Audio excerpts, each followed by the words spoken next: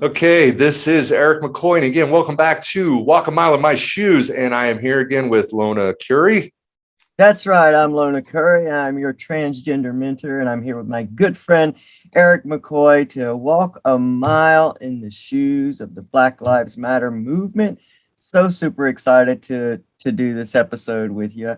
I know you've had a big week, and I thank you so much for putting so much into the show and putting it all together. I mean, our listeners have no idea how much amazingness that you bring to this show and put so much together and how hard you work for us. So I appreciate you, man. I'm grateful to be here with you. Yeah, absolutely. Me too. I really appreciate doing this every week. I want to also give a mention real quick. So about a week and a half, we're going to do an interview with Tommy Chong, which is going to be pretty exciting, which will kind of roll us back to the drug war, what we were talking about the last couple of weeks. And I know last week we had kind of mentioned we were going to keep going with that. So this week we are going to kind of take a sidestep a little bit to look at something a little bit different. And again, this is the Black Lives Matter movement. As we look at hate, and this has been identified by many people, and especially the Republican side, as a hate group. So since we are working to walk a mile in the shoes of people, especially if they're defined as hate, we're going to see if we can walk in their shoes and see what we can look at. Right. That's right. Now, this Black Lives Matter, again, has, this topic probably has a lot of different directions that we can go in. Sure. But I wanted to start with a video on the side being told about them as a hate group. And again, see if we can validate the argument of them being a hate group or maybe not. Right? Right, Lona? That's right. That's right. I love your video clips, man, because they're great to start the show out. I'm very eager to get into this, man. Really eager to get into this. All right. So let me show you the video. Here is the video that I was talking about. Let's go. Many of those who are spreading violence in our cities are supporters of an organization called Black Lives Matter, or BLM.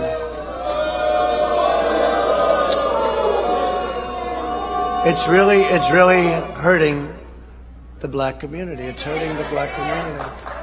This is an unusual name for an organization whose ideology and tactics are right now destroying many black lives, and whose first phrase was, you remember this, pigs in a blanket, fry them like bacon, referring to our police. That's referring to our police. The stated goal of BLM organization people is to achieve the destruction of the nuclear family, abolish the police, abolish prisons, abolish border security, abolish capitalism, and abolish school choice. That's what their stated goals are. This is not the agenda of the black community. This is the agenda of an extreme socialist, or worse. You know what the other word is. Yeah, Marxist, communist, communist.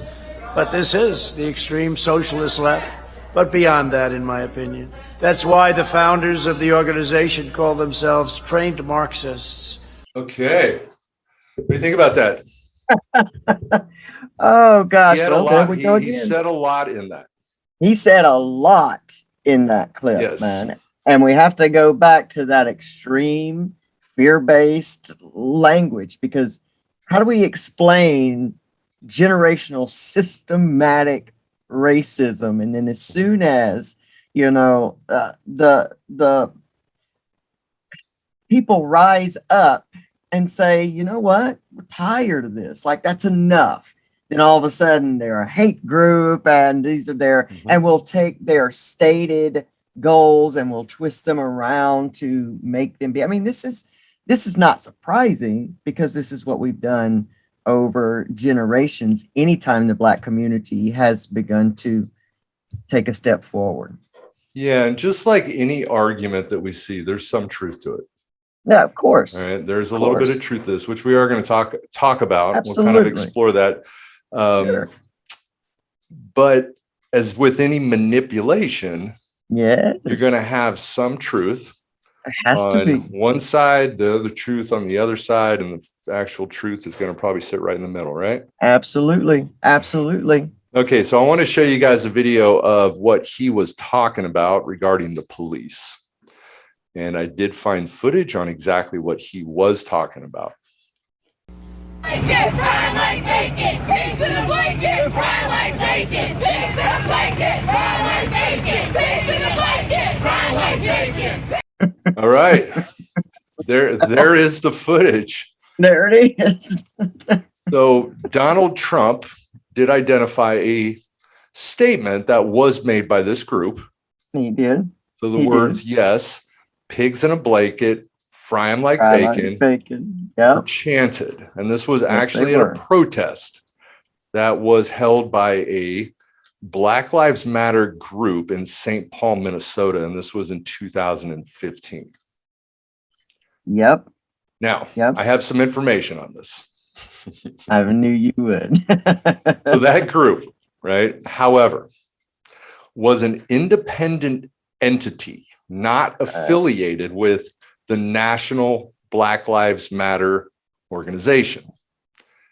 I could find absolutely no evidence that that chant has been used by the national organization, Right. by any Black Lives Matter group in New York City area, or Right. by Black Lives Matter activists anywhere outside Minnesota, Right. nor even by the St. Paul group on any other occasion.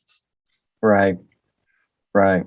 And so since there has been hundreds of events, at least loosely connected with the sprawling Black Lives Matter movement, Right.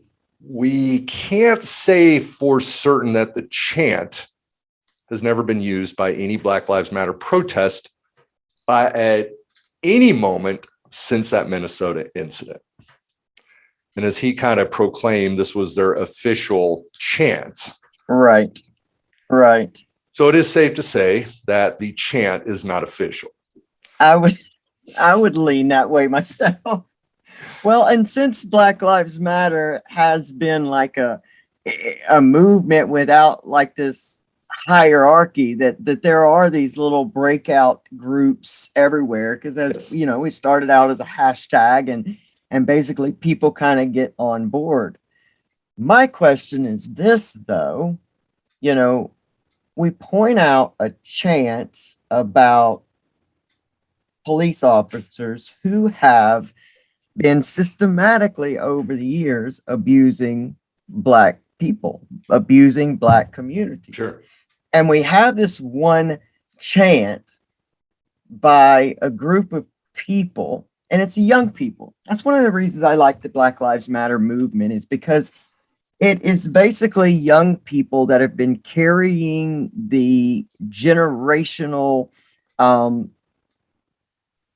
PTSD, if you will, of systematic racism coming all the way up. And as with every, you know, emerging Generation X, Generation Millennial, whatever it is, we all come up with that young group that says that they've been through the stress of their parents. They've heard of the stress of their grandparents, and over, they're carrying. So each new generation is carrying all the baggage from the past and adding on.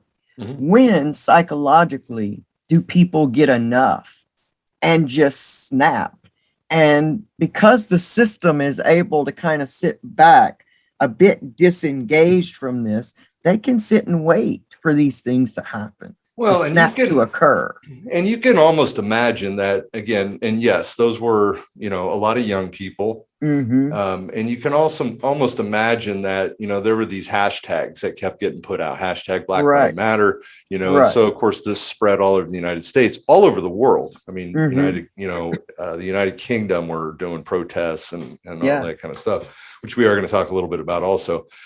But when you have all of these different groups and organizations that are forming, you're going to almost assume that some people are going to take it differently.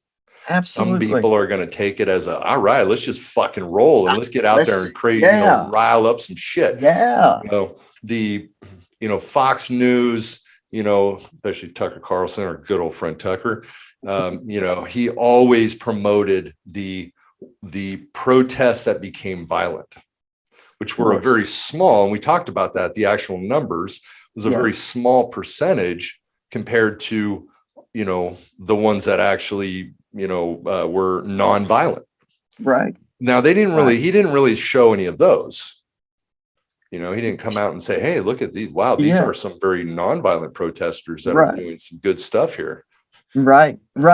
And how many of those violent protests were antagonized as well? We know that our past history of our country, any type of, nonviolent movement that tries to come about, they're going to bring the other side to try to provoke that incident happening. You're so right, man. People think about news. I mean, you got to have chaos. I mean, that's the whole premise. Who's going to watch like some boring ass shit that just some people. Yeah. Nobody wants to see people trying to create change quietly. Yeah, we want to see some burning. We want to see some fires. We want to see some deaths. Burn it down. Yes. So I am going to basically assume, all right, that is not their slogan. I'm going to lean with you and agree. I'm going to agree. But I have an interesting point I want to make. And so based on the premise of, and we'll roll with what, Trump is saying, that if you have a group that says something, so if a group declares themselves as supporters, and we're going to do of a party, for instance, then, right, it must apply to all, right? And so I want to show you a quick video. Here's some Trump supporters with a rally cry. That then must apply to all Republicans or Trump supporters, right? Based on what his premise is. So take a look at this. Hey, he set it up. He makes the rules. You can't have one side and then the other. Right. It's got to be fair. We're talking about equality here.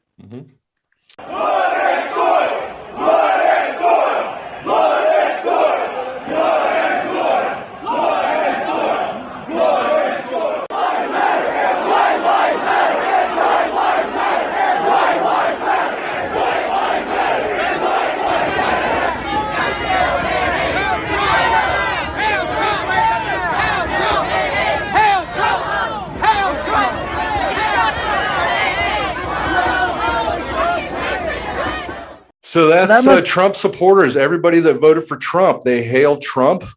Wow. And I'm going to mention a little bit of what the things they said, which I know were very difficult to kind of, but the first thing in the first video they were saying is blood and soil. Blood and soil. And probably I would say probably the most disturbing of all the chants that were heard and that was in Charlottesville. Right? And that is the English rendition of Nazi Germany's most probably fervent chant, Blut and Boden.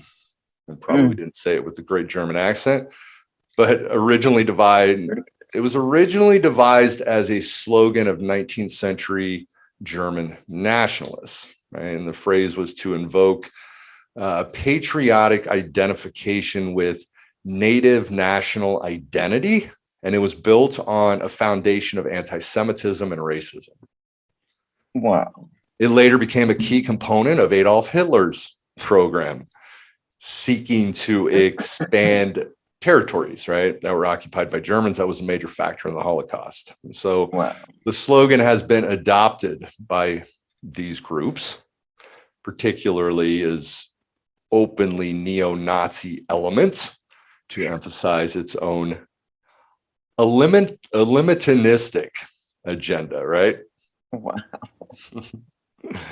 And the second thing that you may have heard, white lives matter. Right? The second chant was white lives matter, which is obviously a dispute to what we're talking about today, to the anti-police violence movement, which is, we're defining as a racist, okay? That's right. As if nobody already knew that white lives matter. I mean, I don't know why they have to say it, but yeah, that catchphrase very quickly kind of morphed into both a slogan and the name of an outright white supremacist movement. aimed at attacking Black civil rights. And, numerous neo-Nazi groups around the country have reshaped themselves under the White Lives Matter banner. And the movement was designated a hate group in 2017. So again, only fair that Black Lives Matter has to be a hate group too. But we're looking at that. We're going to really kind of analyze this. And of course, the third one, Hail Trump, right? Now, of course, this catchphrase really doesn't need a whole lot of explanation, Right. but its presence as a marching chant is very significant. Donald Trump is a hero, obviously, to these groups, where some leading figures refer to him as glorious leader, and similar phrases in large part because he mimics their agenda. Right. Talking points, and has a whole lot of occasions, shied away from denouncing white nationalism, including that Charlottesville, where that girl died, and many of the Charlottesville marchers. They've also worn Trump trademark "Make America Great Again" ball caps. Well, I have to go back to what my really good friend, who is, no longer a member of one of those groups, he said what he said. He said, not all Trump supporters are racist, but all racists are Trump supporters. And I take that from him. And although, again, if a chant is by a group, and again, we're referring to Trump supporters, that's Blood and Soil, White Lives Matter, and Hail Hitler are their chants. Right? Does that make sense? It makes sense. Yeah. I mean, because you can't have one side and not the other. That's right. Talking about equality here. It's kind of brutal, huh? Yeah, very brutal. Very, very brutal. I mean, I might even shift to say that's a bit more brutal and have a bit more intent than the pigs in a blanket, fry like bacon. Yeah. Because that really can't actually happen. But the rest of this we've seen can happen. Well, and it is. I mean, they're referring obviously to Nazis, the Holocaust, which now, again, of course, a lot of these people don't believe that it existed, as we also explored the fact that it was actually the United States that killed all the Jews. Right. Yeah. Because we thought it was a military base. That's right. That's right. Which makes perfect sense, too. All right. So let's go back to, so what about Black Lives Matter? Are they a hate group? And I don't know if anybody out there has heard of the Heritage House. So the Heritage House is and again, if we want to use political terms, a right-wing group. Now, of course, being right-wing, they're obviously going to slam the other political side, the left wing. Right? Yeah. We're staying political. And so I want to show you a quick video from the Heritage House. And they clearly argue, right, that their message isn't what they say it is. Take a look at this. But what does the Black Lives Matter organization actually stand for? To find out, look no further than their leaders, Alicia Garza, Opal Tometi, and Patrisse Cullors. Here's Cullors in a revealing 2015 interview. We actually do have an ideological frame. Myself and Alicia in particular are trained organizers. We are trained Marxists. Okay, now Marxists, the term itself brings a lot of hatred. Now, obviously, Trump even mentioned it in the beginning, that they are, socialist, communist, Marxists. Right. And so one of the founders, and actually that was the original founder, the one that actually said that, does identify as a Marxist, right? Right. So they were founded in 2013 in response to the acquittal of the Trayvon Martin's murderer. Now, according to their website, their mission is to eradicate white supremacy and build local power to intervene in violence inflicted on Black communities by the state and the vigilantes. Mm-hmm. Now, again, it's really funny to me once you bring up socialists or Marxists, hater reps. Mm-hmm. Now, I will say that Republicans and Democrats, there are a lot of them that neither one of them want to be a socialist country, right, or a Marxist in nature. Right. I'll tell you guys a little bit on what Marxism is, because I don't know if a lot of people actually believe it or or know what it is. Right. And obviously we live in a capitalist, but now there are socialist qualities to this country. Mm-hmm. Anything that's designed to where the government helps people, that is a socialist nature, when things come out. But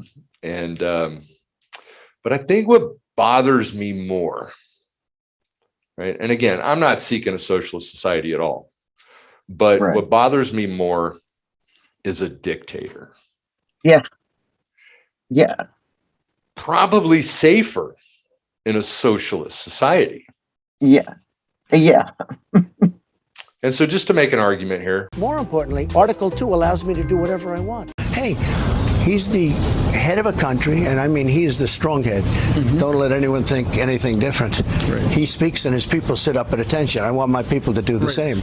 Now, in less than a year and a half, the first term will be over. Think of that. I announced today that we got the Soccer World Cup. That's a big thing. Who else is going to do it? But we've got a problem. It's in 2026. Gianni Infante, who was a great guy, and we announced it in front of the press. And 2026. And I said, well, wait a minute. Under the normal rules, I'll be out in 2024. So we may have to go for an extra term. Okay? Never in my life did I think I would like to see a dictator. But if there's going to be one, I want it to be Trump.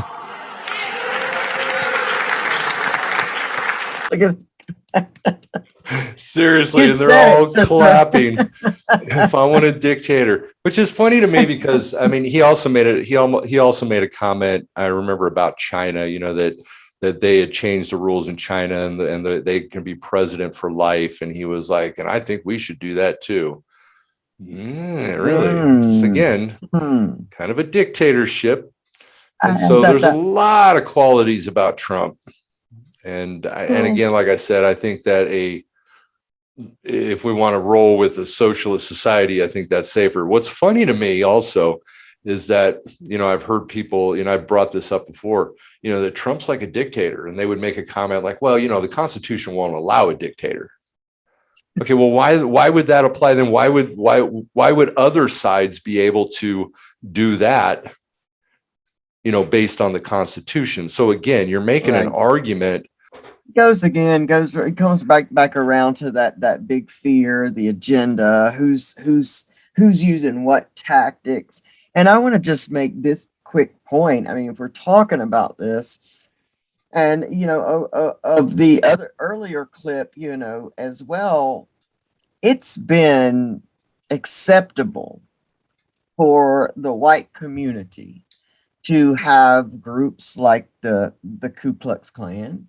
We've had groups like the Aryan Nation, the neo-Nazis. The neo-Nazis. Over the years, we've had several. I mean, more than we can count on one hand of groups that actually push these issues and violence against the Black community, people of color, sexual orientations. I mean, these groups are pushing white supremacy. But here again, we come back to the issue that when a Black group forms and stands up and says, hey, well, we're going to play on an equal playing field, even if that turns out to be true, we get all up in arms, and yet we want to try to make people think that we don't believe in a white supremacist country. Yeah, I've never heard Trump downgrade the KKK. Absolutely. Never. Never. He has made statements, again, we kind of showed last week against hate, groups. I mean, in a Loosely. generalized fashion, Sure. which he was probably more thinking of Black Lives Matter when he was saying those things. Right. Correct. Let's just be honest. That's the truth. This country and white America as a whole are afraid for Black people to gain a certain amount of power. And that's simply because what happens when you have systematically bullied and beaten people down and caused them to be in fear for their life on a day-to-day basis over generations, you're afraid you're going to get some of that back. Yeah. That's all you're afraid of. I mean, let's just call it what it is. Absolutely. You're afraid of a Nat Turner. You're within a Black Lives Matter movement. And, so let's call it what it is. Absolutely. You're afraid, and maybe the answer to that is to begin to really move us out of a white supremacist country and make it an equal country. And just like I just did an episode with my great friend Martin John, where we talked about how white America, even in the recovery community, uses words like recovery is for everyone, and yet still points out for Black, Indigenous, people of color, gay, straight. Well, if it's really for everyone, what's the point in pointing out certain communities? We got to really open our eyes to be able to accept responsibility for what's been done and start rebuilding it. But this same back and forth, the same tossing the dart, the fear dart and the hate dart and all of that darts. What are we doing? We're just keep tossing the same bullshit across the lines and we get the same bullshit effects. Absolutely. Okay, so now I want to go, as the video had shown, Patrisse Cullors, and I want to move to her real quick to validate and verify his claims on her saying Marxism. Am I a Marxist? I'm a lot of things. I do believe in Marxism. It's a philosophy that I learned really early on in my organizing career. We were taught to learn about the systems that were criticizing capitalism. We were taught to understand why there were philosophies that were criticizing capitalism. I'm working on making sure that people don't suffer. I'm working to make sure people don't go hungry. Okay, so yes, she does identify as the Marxist ideologies. And so I wanted to explain real quick, because again, so what is Marxism and why would anybody want this structure versus capitalism? And the answer to this, and again, I can walk in her shoes. Okay, the answer to this is actually very simple. Depending on who you are or what class you fall into. So if you were paid minimum wage and could hardly afford to pay rent, you could hardly afford to acquire the food for your family, you lived in conditions that were unsafe and they were unclean, why would you support capitalism?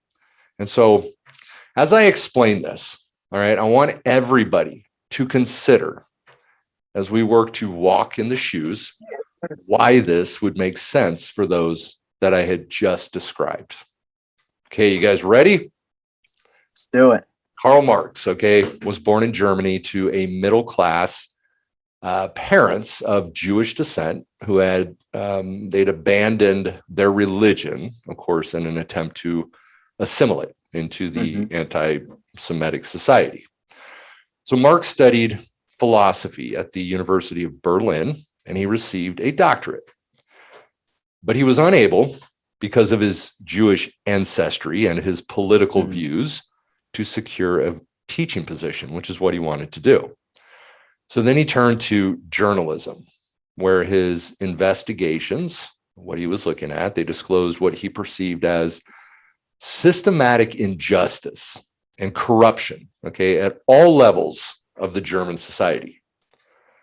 So convinced that German and or more broadly European society, right, would not be reformed from within, but instead they had to be remade from the ground up. So start here, we had to move up. And so he became a political radical, okay? And again, we define it this way, as a political radical. So his views soon brought him to the attention of the police. And of course, fearing arrest and imprisonment, he left for Paris.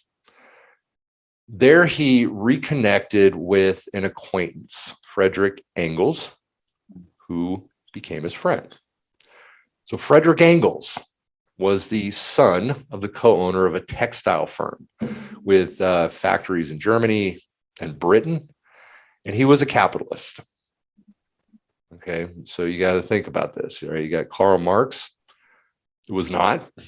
Yep. Engels, who was a capitalist, who helped to manage the firm's factory and it was in Manchester. Now, like Marx, Engels was deeply disturbed by what he regarded as the injustice of a society that was divided by class. Appalled by the poverty in which the ordinary workers lived and worked. Now, he described their misery in detail in The Condition of the English Working Class, which was written in 1844. So Marx and Engels, they maintained that the poverty, disease, and early death of the industrial working class were caused by capitalism. They were systemic and structural problems that could be resolved only by replacing capitalism with communism. Right? Now, under this alternative system, the major means of industrial production, such as mines, as mills, factories, and railroads, would be publicly owned and operated for the benefit of everybody. Right? Marx and Engels presented this critique in capitalism, and they did a brief sketch of a possible future communist society in the Manifesto of the Communist Party that was written in 1848. So Marx acknowledged, and he saw that capitalism was necessary, and it was historically necessary, as a stage of development that, had brought about great scientific and technological changes that really increased wealth by extending humankind's power over nature. The problem, and of course we're going to get to the problem, was Marx believed was that this wealth, the political power, and the economic opportunities that went with it was unfairly distributed. Absolutely. The capitalists, they reap the profits while paying the workers very little minimum wage for long hours of hard labor. Yet it's the workers who create the economic value. That's right. So according to Marx's labor theory of value, which holds that the worth of a commodity is determined by the amount of labor required to produce it. Right? So under capitalism, Marx claimed that workers they're not paid fully or fairly for their labor because the capitalists siphon off, the surplus value, which they call profit. Yep. So the owners of the means of production, they amass enormous wealth, while the workers fall further into poverty. Yep. This wealth also enables the upper class to control the government or the state, which does the bidding of the wealthy and the powerful to the detriment of the poor and the powerless. Does this sound familiar? Absolutely. It's so I the ask game again. plan. Yeah, I ask again. If we were to walk in the shoes of those that work 2 jobs, can barely pay rent, and by paying rent, have very little left over for food, why would you support a system? That system. Now, I'm not arguing right or wrong. Correct. but just looking at the relentless badgering of a system that would benefit the poor by the very people that reap the rewards of the poor. Absolutely. Absolutely. Now, to make a point, here's our friend, good old friend, Ted Cruz. I think he's the one that's going to explain the how increasing minimum wage is going to hurt the poor. The nonpartisan Congressional Budget Office says that raising the minimum wage could cost a loss of 500,000 to 1 million jobs. Madam President, I want the American people to realize, every member of the Senate that votes for the minimum wage is voting to tell up to 1 million Americans, your jobs don't matter to me, because I'm voting to take away your job. And by the way, this view is not only the view of the nonpartisan Congressional Budget Office. On March 12, 2014, over 500 economists, including 3 Nobel laureates, sent a letter to Congress that said the minimum wage is a poorly targeted anti-poverty measure. So what? We leave it the same and let people continue to just starve to death? You know, I mean, when that's what's really, really happening, what it occurs to me the entire time we've been talking about that is that it's just poorly paid slavery. It's poorly paid slavery. The only difference is that, number one, we get a paycheck at all, and number two, we no longer, well, we are able to go home or somewhere away from the work at night or whenever we get off of this poorly paid job. That's the only differences in modern slavery.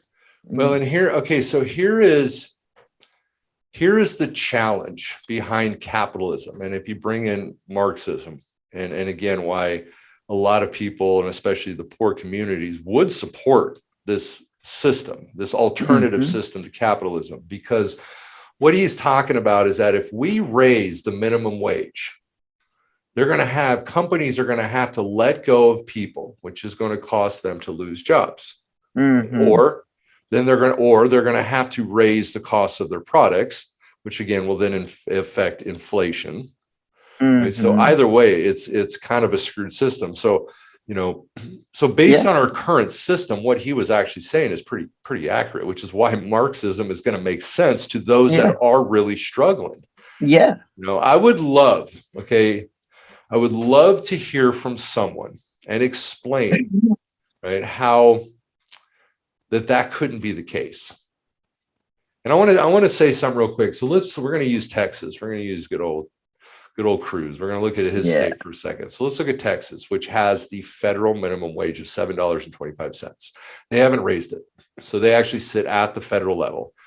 And to try to make an argument where you might be able to have a place to live, single, no kids. Now, let's hope you don't get raped in Texas, because you're going to have the child. Right. Now that they pass that, which will cause you to be homeless, because the numbers that I'm going to give aren't going to even matter.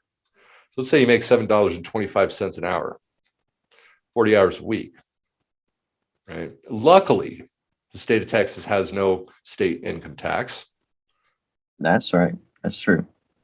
So that's $1,160 a month minus federal taxes. You have about $986. So I did a little research and I found a studio apartment, and the lowest I could find was at about $550 to $575 a month. That's the studio. Now you're at $436. And I would say, again, just to try to keep it simple, about $100 a month for food, toothpaste, toilet paper, etc. Yeah. Now you're at $336. Transportation. Doubt you have a car. Take the bus. Yeah. $75, we'll say, just for the hell of it. Health insurance, which again, doubt you have also. We'll say $100, right? Utilities, say $75, and we're now at $186. And that was just a way to live I doubt it's going to actually work that way. Right. But what if something actually happened to you? What if you got sick, or what if you got in an accident? All right. How is capitalism working for you now? Absolutely. How's that working? Absolutely. Absolutely. It's insane. I mean, I can't It even, is. state of California is ridiculous. Why we have a lot of homeless out here. There's Absolutely. numerous reasons we have it. Obviously, you do have Mhm. substance abuse, mental illness, and then people that just can't afford it. I mean, we have, we'll go to Orange County, and the cheapest apartment that you can find out there for like a one bedroom is like $2,500, Well, and you look at a lot of the substance abuse, a lot of the times we walk over the homeless and we say, get a job, or we look at these people and we say junkies. But when we start to also look at the effects of all this on a person's mental health, because their basic needs are not taken care of, it's the same when we go back for that systematic racism. It comes down the line as, anxiety, post-traumatic stress disorder, physical ailments. And that's when you get a lot of substance abuse issues and, alcoholism and different things. So what we're looking at is likely the majority of nobody just sits in their house one day and says, screw it, let's cut the overhead, go to the street so we can just, be junkies all day, every day. It's like we have this way of looking at people in these situations from the place of judgment, because our life may be one step better than theirs, where we have a place to sleep at night. And we make these judgments, which is the biggest issue in our whole humanity, is these judgments we make upon people and their situations when we don't even know. And that's part of that whole poverty mindset, that effect of poverty on humanity, is that nobody chooses just to be an outright junkie. Nobody decides when they're young that this is what I want to be when I grow up, and that this is how I want to live. And we step over people, but we treat them like they do. We treat them as if this is a moral failure. And that drives people even deeper down into the abyss of addiction and those dark places. And why do we do that? We do that. That's, to me, is what capitalism actually honestly results in, is people also classifying themselves and living under that umbrella of shame and disgust. Well, and capitalism is the foundation of our country. I mean, Right. You look at, and as, as I was explaining with, politics, I mean, they run politics. I mean, the amount of money that they give the politicians, to promote and make sure that they stick within line, the alcohol companies, I mean, you look at the alcohol companies, is insane, right? Absolutely. I mean, we've taken cigarettes and we've raised the taxes to ungodly amounts of money. Yeah. They haven't raised taxes on alcohol in years, and pharmaceutical companies now. I mean, and it's funny because, like all these people that are, fighting against raising minimum wage, they're all based within capitalism. They need to make sure that, those companies, especially that they're supporting, are able to pay, little bits of money, for, it used to be, even in this country, was, it wasn't based on, like, running for president wasn't based on the fact that you had to be rich. It was based on, you being elected. You will never be able to run for president unless you got a lot of fucking money, That's right. And that's not the way it was originally designed for, Right. I mean, Trump, for instance, I mean, Trump, it was amazing and really cool that he decided he didn't want to pay his take a paycheck as president, which I fucking doubt. But it's funny, like, you had all those people that were like, oh yeah, he's not paying. He did, that's what he said. Oh, prove it. I'd love to have these people prove it. I want you to prove to me that he didn't take a check. Prove it. Yeah. I mean, they'd be like, well, because Trump lies. He lied all the time. I mean, we knew that Mexico was going to pay for the wall. They didn't pay for the wall. The COVID was gonna, we were gonna have 5, and then it was just going to drop down to 1, and then it'd be gone. Windmills cause brain cancer. You know, we were going to build a wall. We were going to build a wall around Colorado. So, but he lied before he ever became president, even about his wealth. And you have to, you know, you'll never convince me that if to be president and a person has to have all of this campaign money, and the campaign money is coming from businesses, guys as individuals, how do you then be equal for anything? How do you then not lean one way or the other? It doesn't work that way. And the guys that we put out front, you know, all of them at this point that we put out front are really these organizations, and the money that's backing, they're just the mouthpiece for this stuff. And absolutely. so, yeah, that's where we are.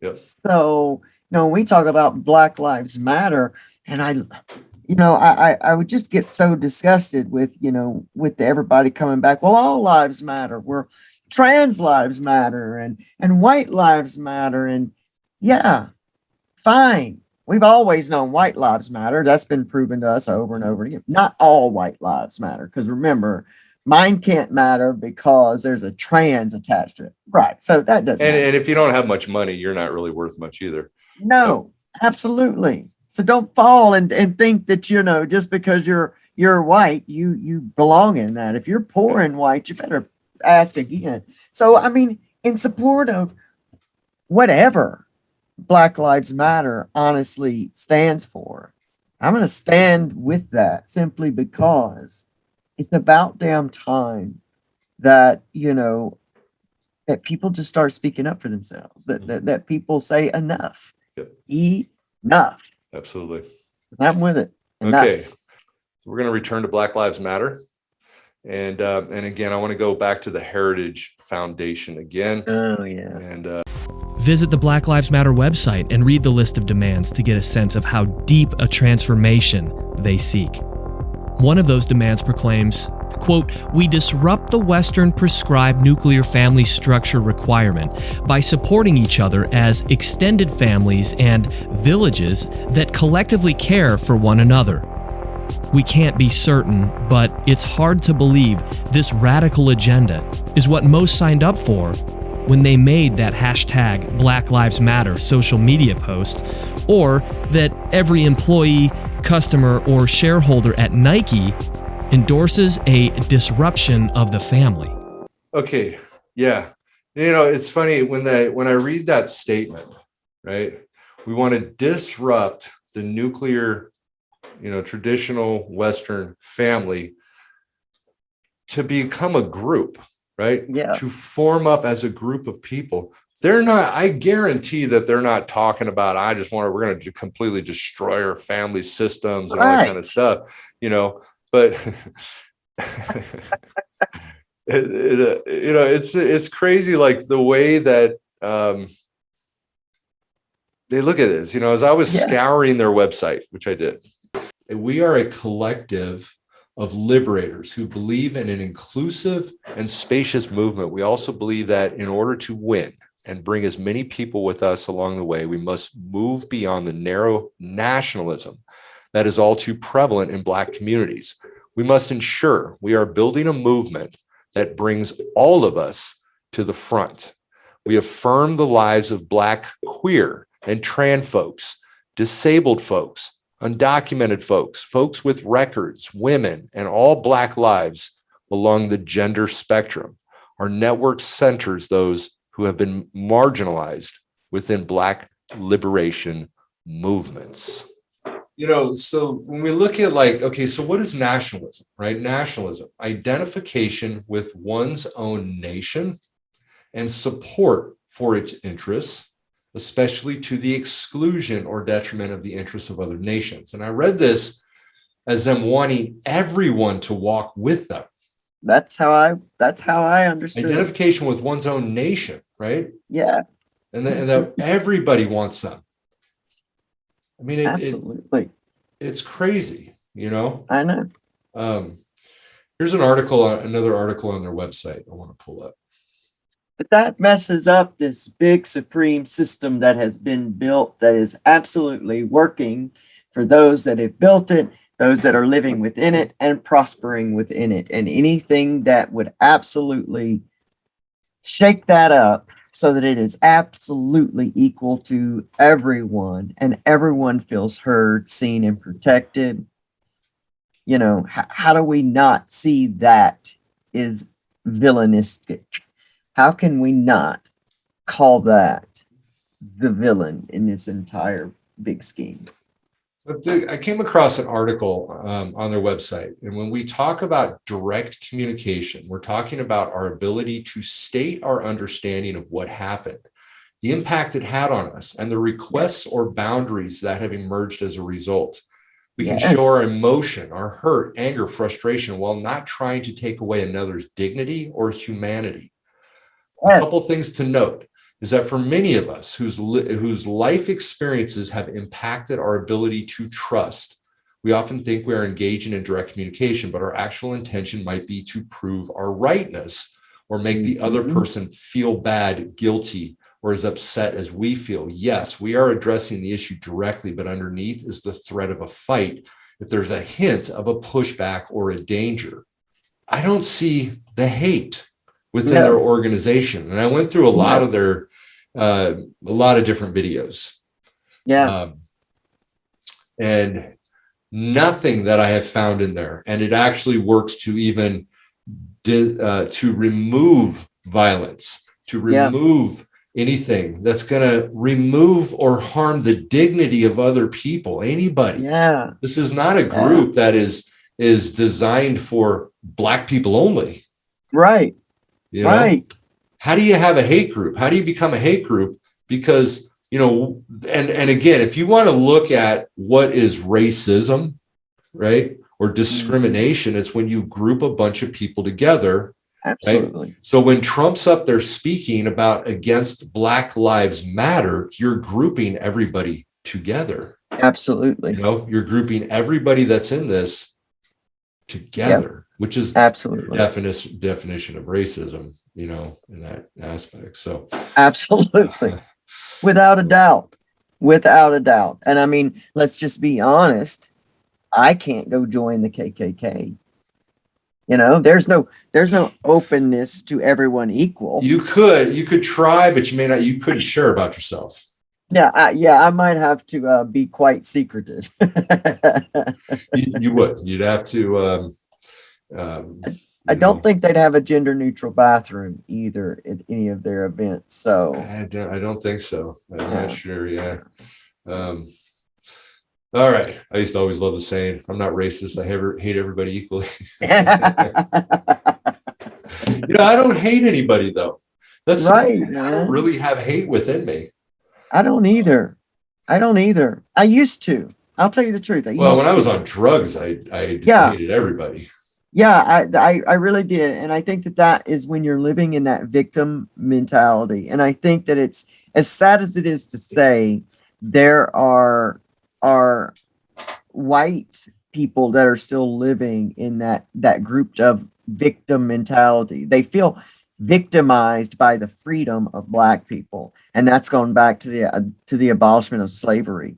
They feel victimized by that. You know, that's not the way it was supposed to be. That's not what you promised us. That's not the way we're going to get things done that's working for us. And so now you've abolished this whole slavery. So now we are victims to having to share with them. And we've got a lot of poor white people, unfortunately, a lot in the South, that see equality as taking something from them. And that's where hate lives. And we know that that's where hate lives because you and I have both lived in that victim mentality. And in that victim mentality, we hated. It's everybody else's fault. Everybody else's fault. Everyone else's. Now, I want to tell you, and this is where this is going to get really, really cool. Okay, this show is about to get really cool. And I think everybody's going to love this. Well, and not all the haters out there may not love this, but we asked the question, what does it mean to be the bigger person? All right. And I want to show you a video, and I came across a couple of videos that I think are fucking awesome. Okay. Awesome. And this one is this guy, Aaron Alex Courtney, okay, who was confronted. And I want to show you a different way that he dealt with the situation. Take a look at this. Awesome. Why you don't like me, dog?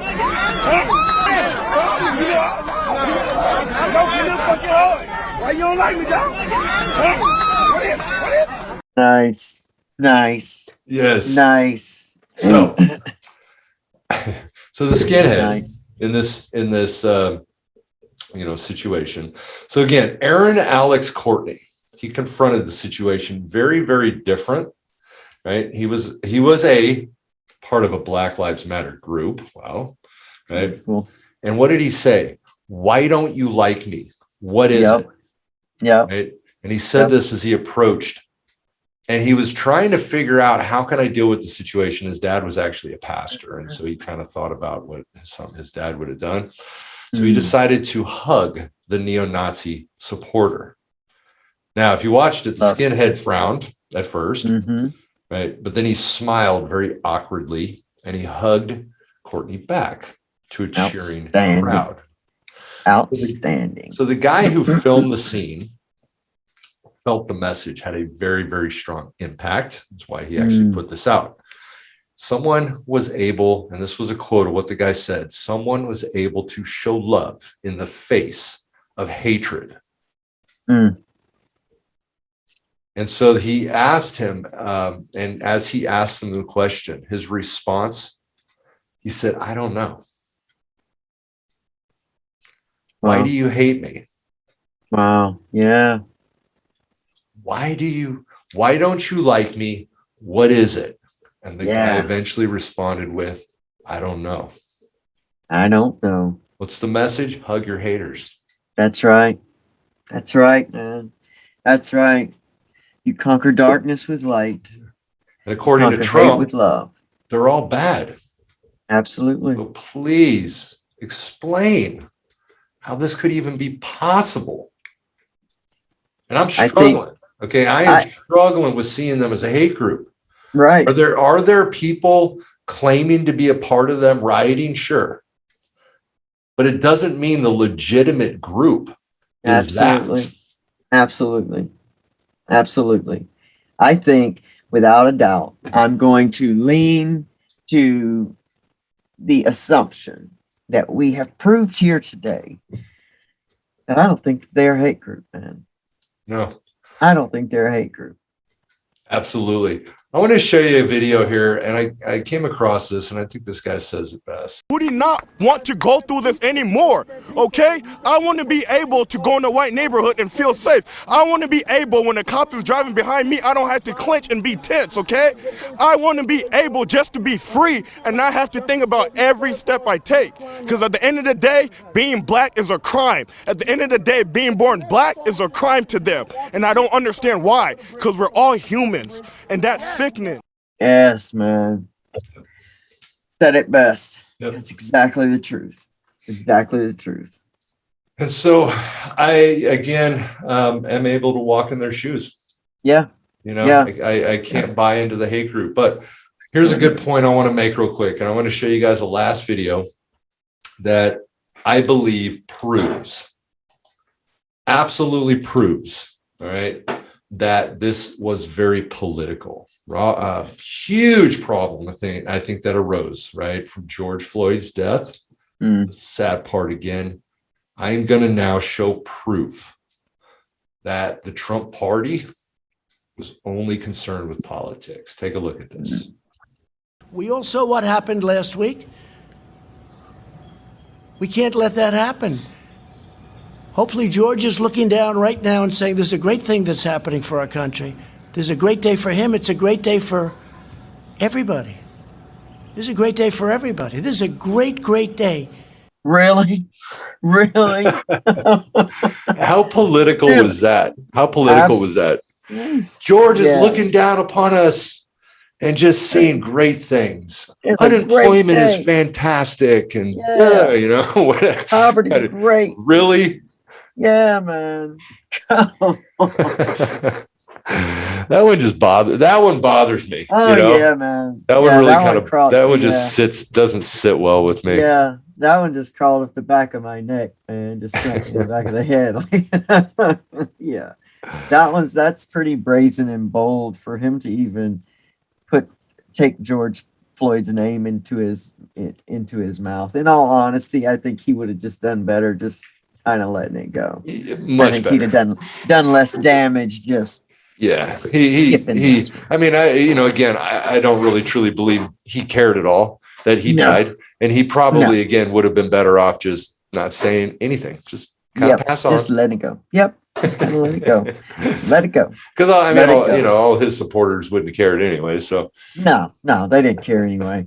They were probably among the ones that believed that it wasn't even real. So right. It was Black Lives Matter that killed him. Yeah, absolutely. Because they're the hate group. That's right. Forget the rest of them. Yeah. Forget the rest of them. This is the hate group. Well, I have learned even more today, and I love the Black Lives Matter movement even more than I did before. I'm grateful for these human beings to stand up and execute the rights that they have as well as we do. And with movements like that, I get closer to being able to live in my world as well, not being afraid to go out and not having to be afraid every single day, because it's just time. It's time for real equality to be. Mhm. And that's that. So thank you, Black Lives Matter, for everything that you are doing. Absolutely. And I stand with you. I stand with you 100%. I do too, and I'm able to walk in your shoes. I support you 100%. And honestly, this is another reason why I love doing what we're doing here, because I learned a tremendous amount through all of my vast research in, and the way that I do this, just so everybody knows, is, again, I look for the hate, I look for the arguments, and then I look to validate the argument. So, even looking at, Trump coming on and, their motto that they created, that was the foundation of their principles. Right. Right. And of course I was able to find the video, right? Yep. That did validate that, sure, there was a group that had a big sign that said Black Lives Matter, that they were walking down the street and they were chanting what he said they were chanting. That's but true. Again, I could not validate that was the traditional slogan, right? Black Lives Matter. Yeah. That it was everywhere. Yeah. And since we do know now too that the Trump party does hail Trump. Yes. Yep. White Lives Matter. Absolutely. And Trump, I mean, it's very clear that if we were to argue that if a slogan was presented by one party with one group, that if the other party had a group that presented with their slogan, then they all have to believe in it. They all have to, that must be their slogan. So their slogan must be hail Trump, must be, White Lives Matter. That's right. Blood and soil. Yep. Absolutely. Well, I appreciate this whole project that we're doing, man. It's teaching me a lot. It's causing me to look at a lot of things from many different perspectives. I'm even more grateful, like I said today, to know even more about the Black Lives Matter movement, and I'm even more convinced that. And I'm going to also reach out to those founders. I hope so. And see if we can get one of them to come on our show also. Oh, that would be amazing. That would be amazing. That's kind of what I've been trying to do, is after we do, I sent a message to Tucker Carlson, didn't get any response. Don't keep hope alive. Keep hoping. I could not get any direct link to that KKK guy though that we met with. I did send a message to the transgender, and I did send a message to those pastors and never got any response. So, but we are going to have again Tommy Chong. That's right. Coming on our show, and which will be the episode that'll be coming out in 2 weeks. Yep. And we had to kind of alter our day on recording a little bit because Tommy Chong, doesn't do Sundays. That's all right. And so we got to roll with him, let's roll with him. Let's roll with Chong. He's 83 years old. Gosh, I can't even imagine that. He does not look 83 by any stretch of the imagination. I don't but know he's if I've such a seen any beautiful clear soul. pictures of him of the most recent times, but It's on TikTok. okay, yeah. So we'll get an Yeah. opportunity to, Yeah. but we'll see him in a week and a half. It's And awesome. and again, I want to thank everybody for watching the show. Yes. And again, not only are we hoping to educate people out there for you guys to see if you can walk in the shoes, walk in our shoes, walk in the shoes of the people that we're presenting or the groups that we're presenting. But I am learning a tremendous amount as I am doing this. And that's why this is so exciting to me. And I love this. Yeah, without a doubt. Without a doubt. Without a doubt. And this has actually been the only group that we've been able to walk in their shoes. Yeah, that's true. That's true. And look, we didn't even have to be black to walk in their shoes. No. How amazing is that? We had to not be filled with hate. That's the only thing. Yeah. That's the only thing.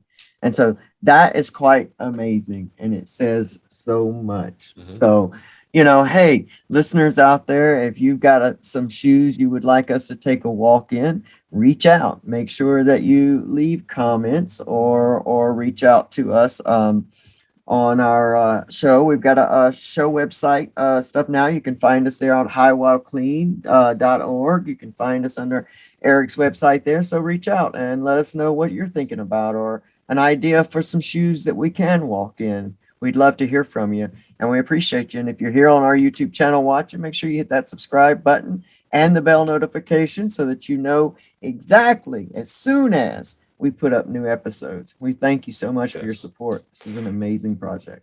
Yeah, and we are a growing show. Obviously, we just recently started, so we definitely are looking for subscribers, supporters, and you know, and share. Please share our podcast, get the word out of what we're trying to do.